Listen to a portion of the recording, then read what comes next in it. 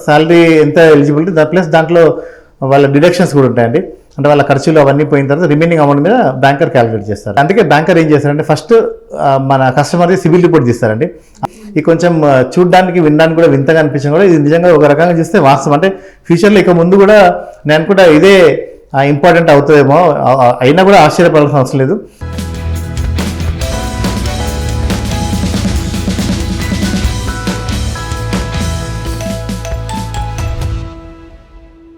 Hi స్క్వైట్ viewers, housing loan అంటే ఏంటి, housing loan కి ఎవరెవరు ఎలిజిబుల్, ఒకవేళ హౌస్ లోన్ తీసుకొని ప్రాపర్ గా అమౌంట్ పే చేయకపోతే, సరిగ్గా కట్టకపోతే ఎలాంటి ప్రాబ్లమ్స్ ఫేస్ చేయాల్సి వస్తుంది, వీటన్నిటి గురించి డిస్కస్ చేయడానికి మనతో పాటు సుధాకర్ రెడ్డి గారు ఉన్నారు, బ్యాంకింగ్ ఎక్స్పర్ట్. వారితో మాట్లాడదాం.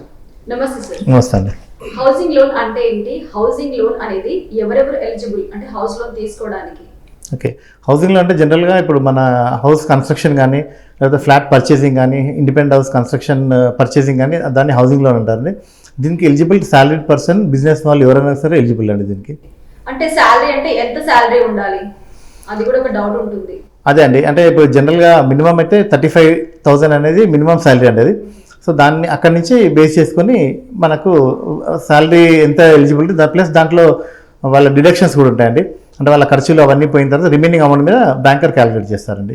సో అంటే ఇప్పుడు హౌసింగ్ లోన్ తీసుకున్న వాళ్ళకి ఆల్రెడీ కూడా వాళ్ళకి కార్ లోను అలాంటి లోన్స్ కూడా ఉంటాయి సమ్ టైమ్స్. సో అంటే అవన్నీ క్లియర్ చేసుకున్నాకే హౌసింగ్ లోన్ తీసుకోవచ్చా, లేదంటే అవన్నీ కూడా హౌసింగ్ లోన్ ఇస్తారా? అదే, అందుకే బ్యాంకర్ ఏం చేస్తారంటే ఫస్ట్ మన కస్టమర్ది సిబిల్ రిపోర్ట్ తీస్తారండి. ఆ సిబిల్ రిపోర్ట్లో ఏముంటుందంటే తనకి ఎన్ని లోన్స్ ఉన్నాయి, ఎన్ని అవుట్ స్టాండింగ్ ఉన్నాయి, దాన్ని బేస్ చేసుకొని వీళ్ళకి ఇతను అంటే అతనికి 1 lakh శాలరీ రావచ్చు, కానీ ఆ 1 lakh మించి అతనికి లోన్స్ ఆల్రెడీ ఇంతకుముందు కార్ లోన్ కానీ హౌసింగ్ లోన్ కానీ పర్సనల్ లోన్స్ ఇవన్నీ ఉన్నాయనుకోండి.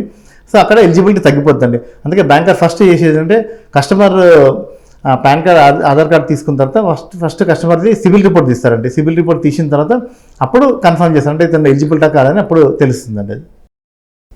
మీరు సివిల్ స్కోర్ అన్నారు, ఈ మధ్య కాలంలో చూసుకుంటే ఆ సివిల్ స్కోర్ అనేది చాలా ఇంపార్టెంట్ అయిపోయింది. ఎంత ఇంపార్టెంట్ అంటే ఈ మధ్య కాలంలో ఒక పెళ్లి కూడా ఆగిపోయింది, సివిల్ స్కోర్ సరిగా లేదు. ఒకవేళ సివిల్ స్కోర్ సరిగా లేదు కాబట్టి ఫ్యూచర్ లోన్స్ వస్తాయో రావో, మా అమ్మాయిని ఎలా చూసుకుంటారో, ఫైనాన్షియల్ గా ప్రాబ్లం ఫేస్ చేస్తుందో అని. అసలు ఎందుకు ఈ సివిల్ స్కోర్ అనేది అంత ఇంపార్టెంట్? అదే నేను కూడా చూశాను. ఇప్పుడు ఈ ఇన్సిడెంట్ మహారాష్ట్రలో జరిగింది.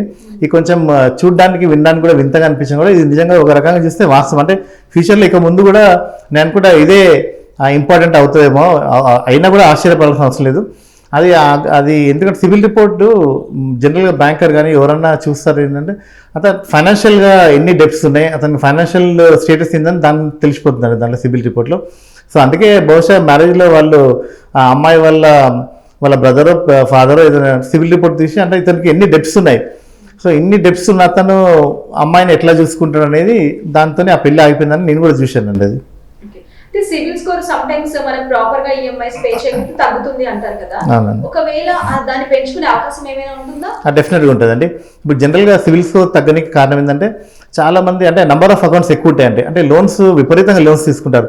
మేజర్గా ఏంటంటే ఈ మధ్య కాలంలో ఏంటంటే ఈ యాప్స్ వచ్చాయి బాగా, ఈ లోన్ యాప్స్ అంటే 10,000, 5,000, 20,000 కస్టమర్ అంటే ఇన్స్టెంట్గా వితిన్ 5 minutesలో అవి లోన్స్ వస్తాయి కాబట్టి వాళ్ళు ఎక్కువ వరకు ఆ టైంకి డబ్బులు కావాలి కాబట్టి దానికి లోన్కి వెళ్తారు.